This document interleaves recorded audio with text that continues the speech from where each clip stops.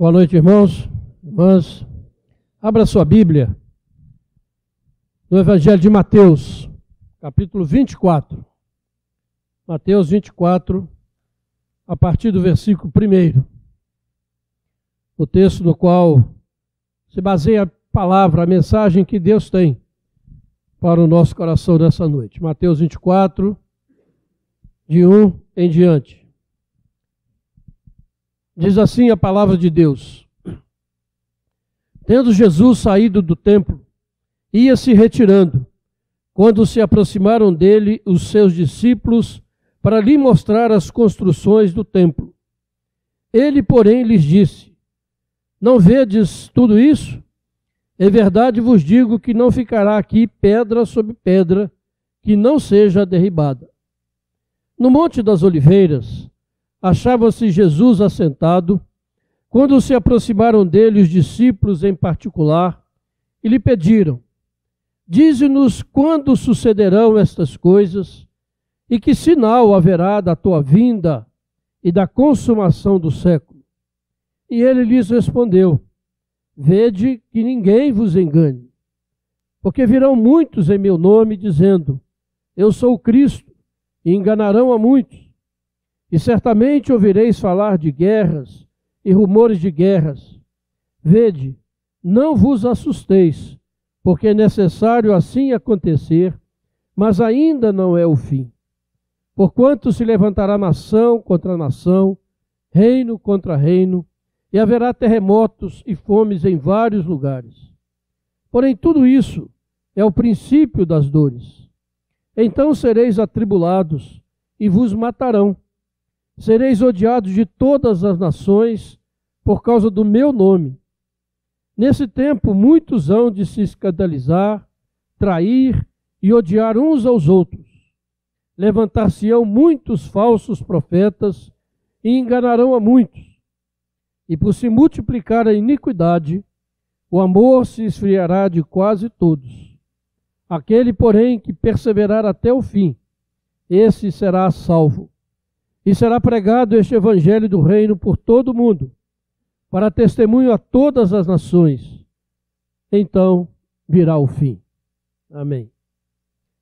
Senhor Deus, estamos com a tua palavra aberta diante de nós e rogamos agora, Pai, que o teu Espírito Santo possa aplicá-la aos nossos corações nesta noite.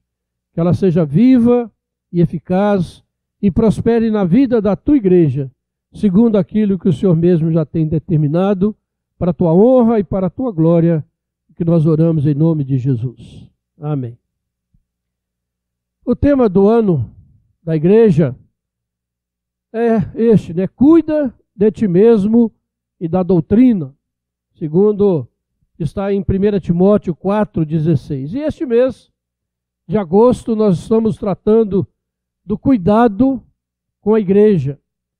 E é um tema muito importante, interessante, né? Porque especialmente nesse mês em que a Igreja Presbiteriana do Brasil comemora 160 anos, uma data muito significativa, no dia 12, aproveitar para convidar a igreja para esse dia 12, segunda-feira, nós nos reunimos aqui num culto de ação de graças para rendermos graças e agradecer ao Senhor pelos 160 anos da nossa igreja no Brasil. E nós vivemos um tempo de grandes desafios para a igreja de Cristo, e isso em todo o mundo. Os cristãos são hoje o grupo religioso mais perseguido em todo o mundo. E, na verdade, a igreja do Senhor só sobrevive e tem sobrevivido estes 2000 anos porque o Espírito Santo habita nela. E isso a torna indestrutível, apesar de todas as tentativas do maligno. E eu quero, nessa noite, pensando no cuidado com a igreja, nós pensarmos em alguns perigos, alguns enganos que rondam a igreja do Senhor, tanto a igreja local, quanto o corpo de Cristo em toda a terra. O texto que nós lemos, ele é muito conhecido. Certamente você já deve ter ouvido muitas mensagens sobre ele. É um texto muito explorado, mas muitas vezes explorado de modo errado, com doutrinas erradas e levando, né, o povo de Deus a conclusões erradas. Mas precisamos entender cada dia mais o que a palavra de Deus nos diz a este respeito. Vamos lembrar, Jesus estava saindo do templo com os seus discípulos e eles chamam Jesus e dizem: olha essa construção, que coisa maravilhosa esse templo. Vejam essas grandes pedras, entusiasmados. Aí Jesus joga um balde d'água em cima dele, dizendo: olha, isso tudo vai acabar. Não vai ficar pedra sobre pedra. Tudo isso vai ser destruído. Você imagina o choque que os discípulos devem ter recebido ouvindo essa palavra de Jesus. O judeu, aquele templo era indestrutível. Era o lugar onde Deus se manifestava ao povo.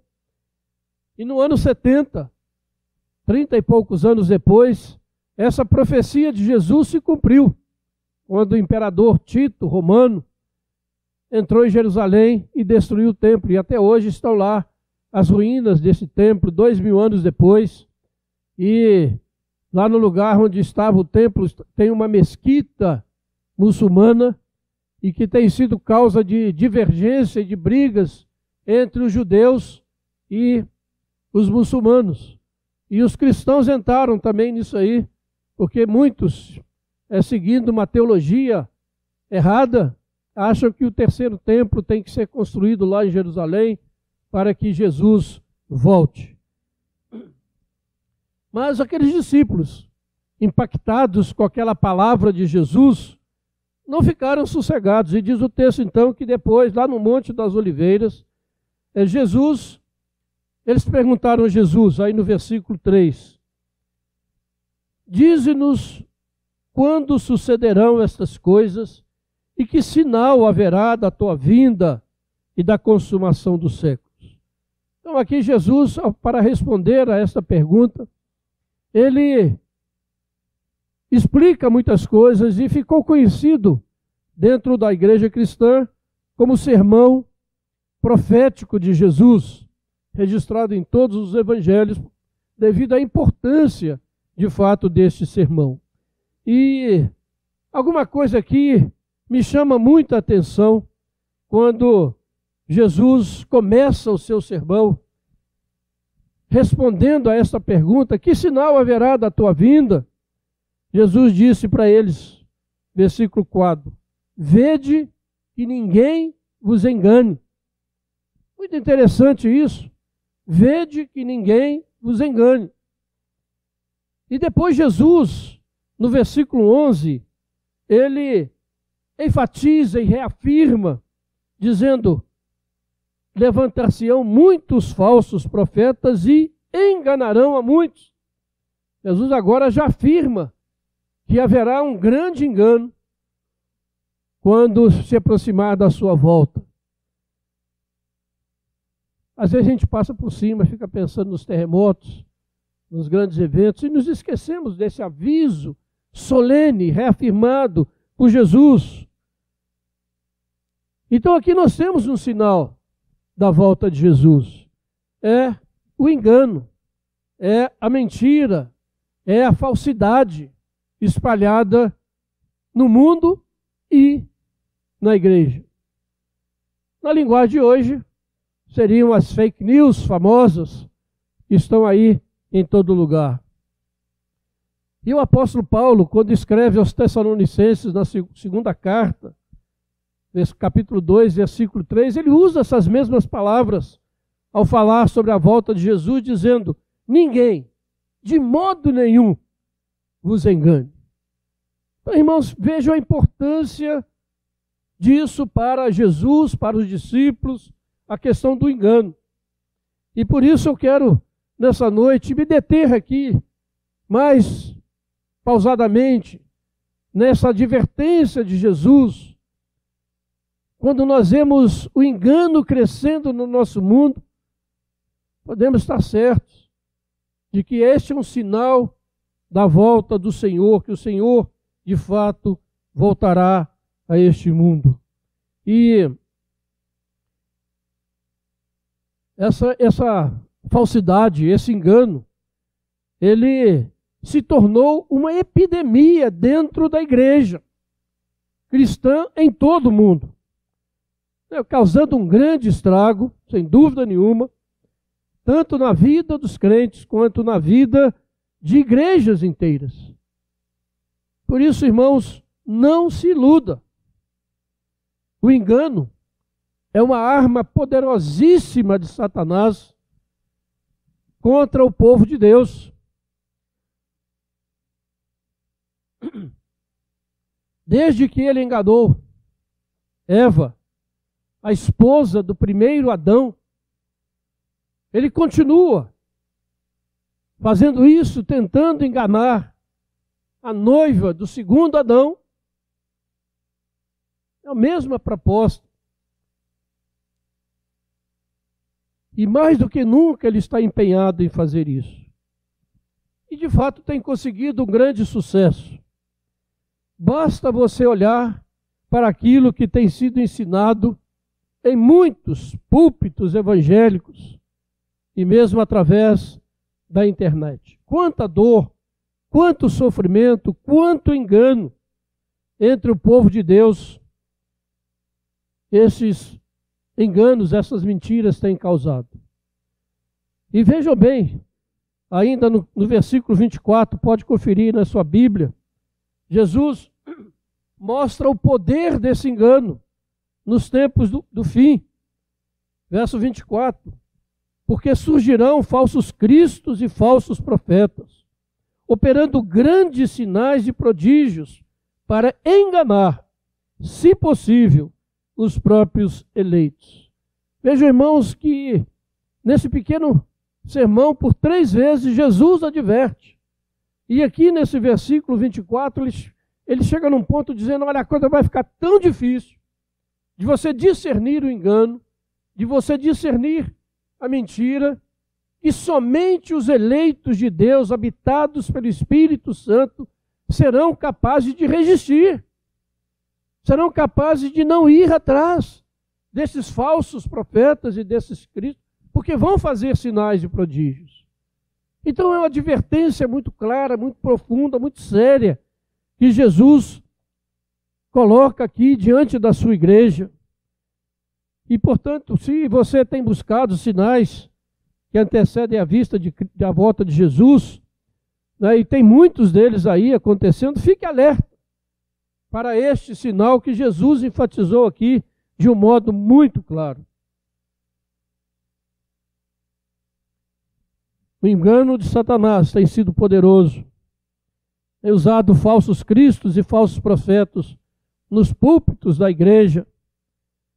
E por isso, irmãos, é extremamente importante chamarmos atenção sobre isso, para aquilo que está acontecendo diante dos nossos olhos. Nós somos a geração que está vendo essa profecia se cumprir diante de nós, como nenhuma outra geração durante os 2000 anos da igreja. Na verdade, o engano satânico sempre existiu. Como eu disse, desde que ele tentou Eva no paraíso, e durante toda a história do povo no Antigo Testamento, você vê o povo de Deus sendo enganado e andando atrás de falsos deuses, e sendo punido por Deus por causa disso.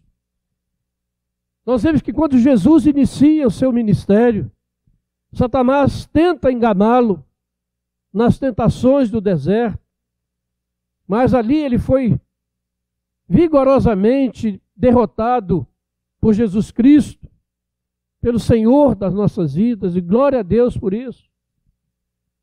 Quando você olha o período apostólico da igreja, você vê ali a tentativa da judaização da igreja, você vê a ameaça do gnosticismo tentando entrar na igreja, e os apóstolos tiveram que combater com muita força este engano que tentava entrar na igreja. Você abra sua Bíblia aí em 2 Coríntios, no capítulo 11, você vai ver o apóstolo Paulo falando exatamente sobre isso. Mostrando a importância, irmão, disso que nós estamos falando aqui nessa noite.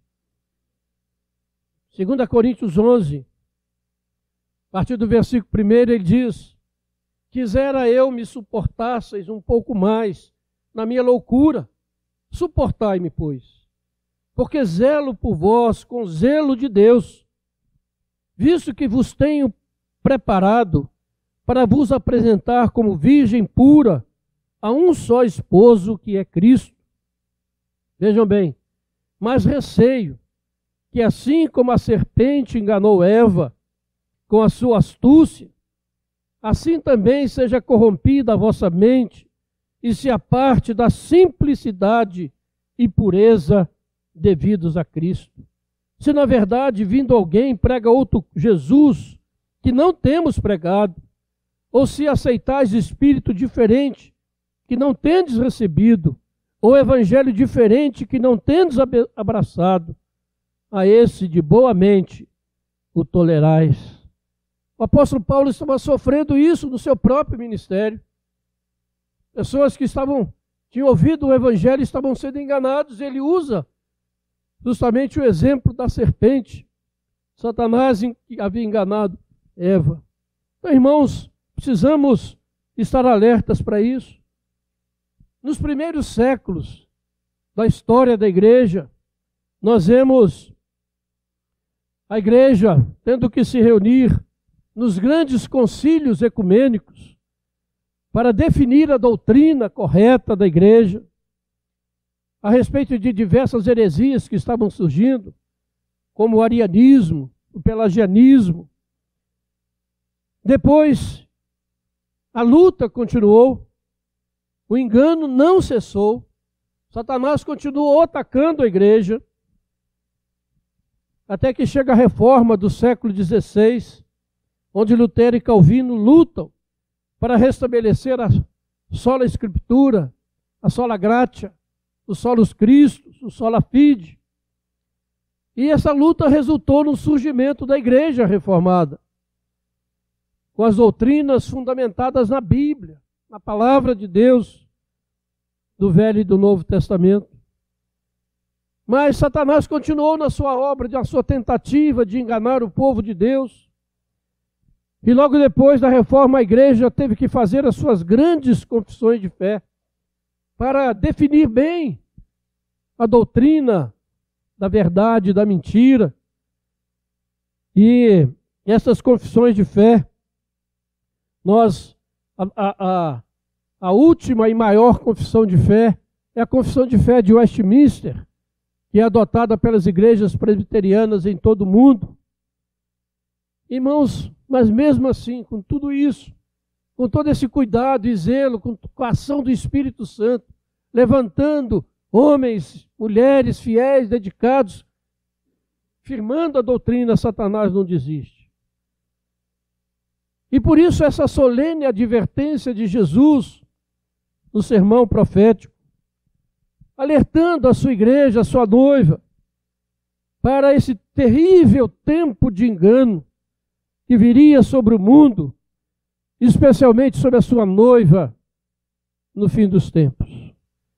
E agora, irmãos, nós, com o advento da internet, o potencial de engano satânico foi multiplicado infinitas vezes. Hoje, qualquer pessoa pode lançar na rede mundial de computadores o engano que quiser, as fake news que desejar, para ajudar ou prejudicar alguém. Essa é a realidade que nós estamos vivendo. E nós somos a geração, irmãos, mais uma vez eu afirmo, que está vendo essa profecia de Jesus se cumprindo. Nós somos essa geração, porque o engano se espalhou por toda parte.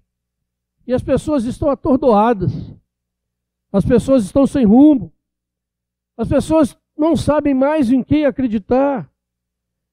As pessoas já não têm mais capacidade de distinguir a mentira da verdade. Tão grande se tornou isso. E a gente não pode nem mais crer naquilo que a gente vê, né? Antigamente a gente falava, né, que uma imagem vale por 1000 palavras, né, que a imagem não enganava. Agora as imagens são todas manipuladas. Você não pode acreditar no que você vê, porque aquilo está sendo manipulado com algum propósito. Irmãos, a questão é muito séria.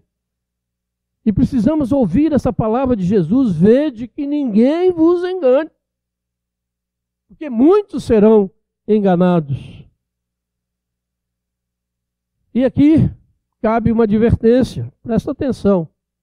A mentira, ela vem de Satanás, que é o pai da mentira. A verdade vem de Jesus, e é a verdade. Então a mentira nunca é inocente. A sua origem é sempre o inferno. Por isso não existe mentira inocente ou mentirinha, porque tudo provém do diabo, o enganador. Por isso a advertência: cuidado com o que você fala e com o que você posta nas redes sociais, porque você não é inocente diante de Deus. Não é. Cuidado, para se não tornar um enganador, um instrumento de Satanás para enganar as pessoas. Por exemplo, está correndo na internet um vídeo de uma americana que fala sobre 3 dias e 3 noites de escuridão que vão ocorrer no mundo neste ano de 2019. Não sei se alguém já viu isso. E virou uma epidemia. A quantidade de visualizações e de outros vídeos falando sobre isso é um negócio de assustar. Uma mentira que se torna quase uma verdade. As pessoas estão assustadas, 3 dias sem nada, sem internet, não pode sair de casa porque ninguém enxerga nada, não tem energia. Nesse ano, e as pessoas estão acreditando. Aí você pode dizer: mas Jesus falou isso, falou. Nesse sermão mesmo, aí no versículo 29, Jesus disse: olha, logo em seguida a tribulação daqueles dias, o sol escurecerá, a lua não dará a sua claridade, as estrelas cairão do firmamento, e os poderes do céu serão abalados. Então aparecerá no céu o sinal do Filho do Homem. Todos os povos da terra o verão e se lamentarão. Ou seja, vai acontecer. Mas depois disso, acaba a história. Jesus volta. É novo céu e nova terra. E não essa profecia de que depois de 3 dias vai continuar tudo como está, né? Gente, absurdo assim, você está vendo acontecer todos os dias. Incrível a adesão a estas coisas. Mas já que nós estamos tratando do tema do cuidado da igreja, eu quero tratar muito especificamente aqui de um engano que tem surgido dentro da própria Igreja Presbiteriana do Brasil. Tem causado muito incômodo, tem crescido, tem causado separação entre irmãos, tem dividido igrejas dentro da IPB, tem causado muita tristeza e muita angústia. Trata-se de uma coisa, de uma tendência chamada neopuritanismo. Não sei quantos já ouviram falar disso. Um grupo na igreja que quer restaurar dentro da igreja, especialmente no seu culto, algumas práticas dos puritanos do século 17 e 18 dos Estados Unidos. Isso está causando um problema muito sério.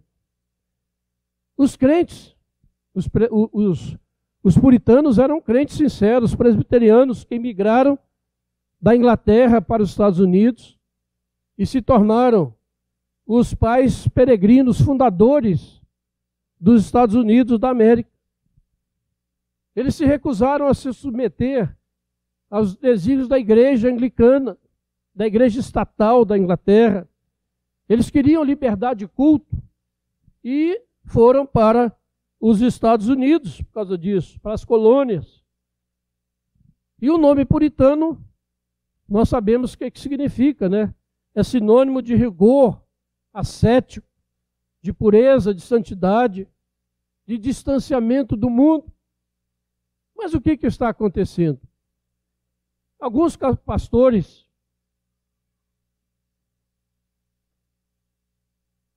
e crentes, né, presbiterianos do Brasil, empolgados com certos costumes dos puritanos, querem restaurar alguma das práticas puritanas dentro do culto presbiteriano. Como, por exemplo, proibir mulheres crentes de falar ou de orar na igreja. Cantar exclusivamente salmos metrificados, sem o acompanhamento de instrumentos musicais. Proibir o canto coral. E outras coisas desse tipo. Isso que eles estão pleiteando. E algumas igrejas estão enfrentando grandes problemas com isso. Mas o Supremo Concílio da IPB já tomou uma decisão a esse respeito. E já condenou essas práticas neopuritanas dentro da Igreja Presbiteriana do Brasil. Vou ler rapidamente aqui a decisão tomada pelo Supremo Concílio de 2010. Você vê que a coisa não é tão recente. A decisão diz o seguinte: considerando, que as práticas elencadas pelo Presbitério Sul-Paulistano, tais como cânticos exclusivos de salmos, proibição de mulheres cristãs de orarem nos cultos da igreja, proibição de instrumentos musicais e de corais nos cultos, não encontram amparo nos símbolos de fé da igreja e nem nos princípios de liturgia que regem o culto da Igreja Presbiteriana do Brasil. 2. Que a Igreja Presbiteriana do Brasil é historicamente uma igreja litúrgica e que tem primado por um culto solene, embasado nas Sagradas Escrituras, conforme interpretado pelos seus símbolos de fé. Por isso, a Igreja Presbiteriana resolve lamentar que as restrições esposadas por aqueles que defendem tais práticas estejam trazendo confusão no seio do povo presbiteriano. 2. Determinar aos pastores que observem os princípios de liturgia da Igreja Presbiteriana do Brasil como parâmetro litúrgico para os cultos das suas igrejas, bem como os fundamentos teológicos do culto, esposado pela Confissão de Fé de Westminster e seus catecismos maior e breve, como norteadores de uma sadia liturgia de culto. Determinar aos concílios da Igreja Presbiteriana do Brasil que velem pela execução da liturgia reformada, conforme expressa nos símbolos de fé e princípios de liturgia adotados pela IPB. Preste atenção, repelindo todas as práticas estranhas a eles. E agora, quer sejam neopuritanas, de restrição de genuínos atos litúrgicos, quer sejam de acréscimos de práticas antropocêntricas do neopentecostalismo. Uma decisão equilibrada, sábia, cristã, amorosa. Os puritanos querem tirar muitas coisas. Os neopentecostais querem acrescentar muitas coisas ao culto, que não são bíblicas. E apesar das decisões do Supremo Concílio, um dos presbitérios da igreja, agora nesse mês de julho, em que os sínodos se reuniram em todo o Brasil, aqui na nossa igreja, nós tivemos a reunião do sínodo da Zona da Mata Mineira, que nós fazemos parte. Um dos sínodos da igreja colocou esse problema que eles estão enfrentando lá dentro do seu território, o sínodo de Carajás, no Pará. Então, irmãos, apesar disso tudo,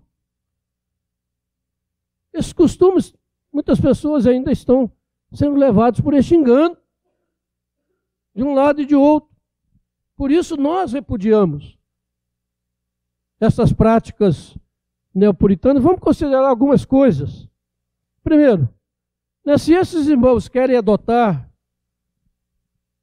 costumes puritanos, eles sejam coerentes e passe a viver conforme aqueles irmãos viviam, de forma coerente com a fé que eles esposavam, mas não. Mas o que nós temos visto é que irmãos que não querem que mulheres crentes, sob a supervisão do pastor e do conselho, falem e nem ensinem na igreja, mas ao mesmo tempo, estes irmãos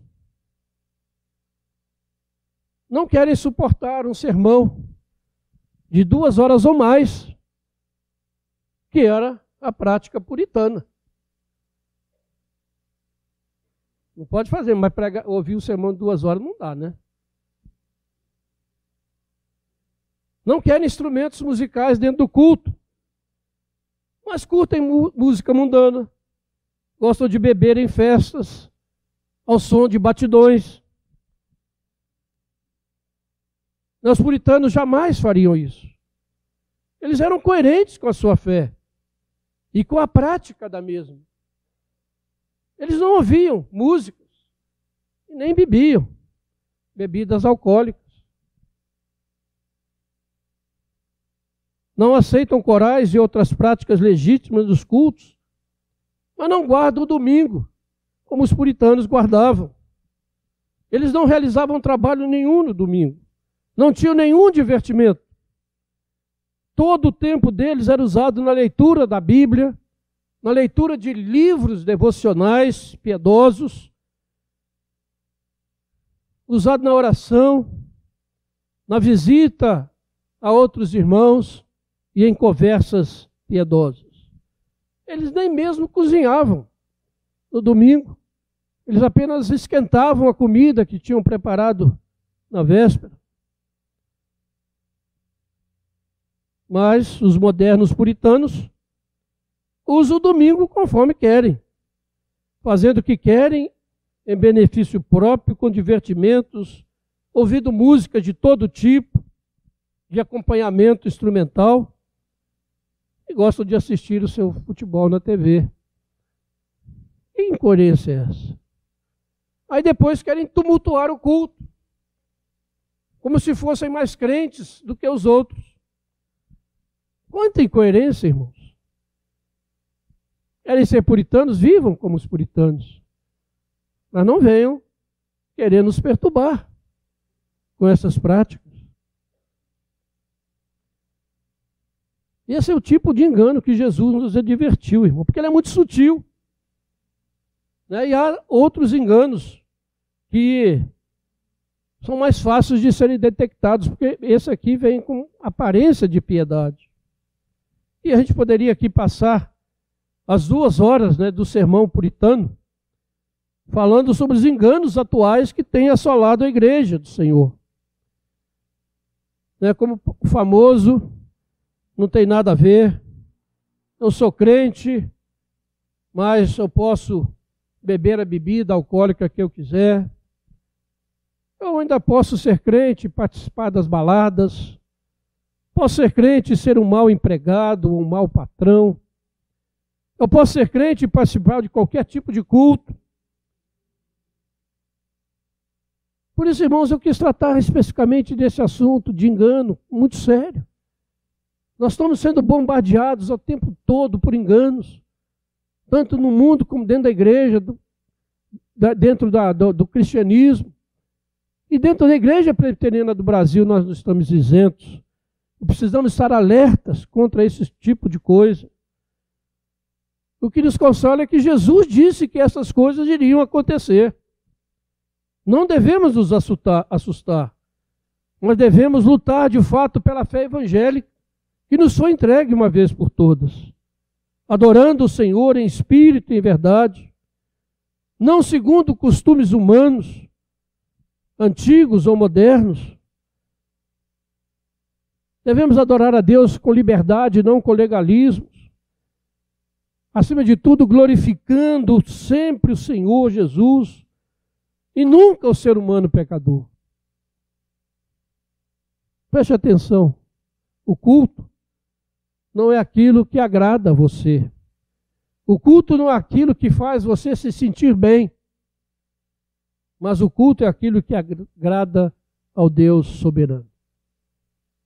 Ouvimos muitas vezes, eu me senti muito bem nessa igreja. Aí eu me arrepio, preocupado. Sentiu bem na igreja. A igreja não é lugar da gente se sentir bem. Às vezes, é lugar da gente se sentir muito mal. Porque Deus vem e fala. E se você está sentindo muito bem com tudo, é bom repensar algumas coisas. O culto é um lugar de adorarmos a Deus, de ouvirmos a sua palavra com reverência, de entendermos que Deus está falando conosco, de cantarmos hinos que o adorem e não aquilo que me agrada. A volta de Jesus está próxima, irmãos, sem dúvida. Especialmente quando ele diz, olha, vede que ninguém vos engane nesse tempo do fim. As fake news, as mentiras, o engano estão aí diante de nós. Que nós possamos continuar firmes em nossos cultos bíblicos, não nos deixando levar por costumes estranhos, legalistas, sejam novos ou antigos, mas que dividem o povo de Deus, que causam separação entre irmãos, que trazem discórdias e que envergonham, acima de tudo, o nome do Senhor Jesus. Estejamos submissos às autoridades constituídas da Igreja Presbiteriana do Brasil, enquanto estas forem fiéis às Sagradas Escrituras. E na frente está o Conselho da Igreja, homens que foram eleitos pela própria Igreja para zelar por esta Igreja e têm feito isso com fidelidade. Não nos deixemos levar por modismos, nem pelo gosto pessoal, mas unicamente pela soberana vontade de Deus expressa na sua palavra. E realmente o Senhor tenha misericórdia de nós, irmãos. E o Senhor nos abençoe e nos guarde de todo engano maligno. Que o Espírito Santo esteja nos conduzindo sempre a toda a verdade. Mais um texto, João, Evangelho de João, capítulo 16. Quando Jesus fala da vinda do Consolador, João 16, versículo 13, diz assim: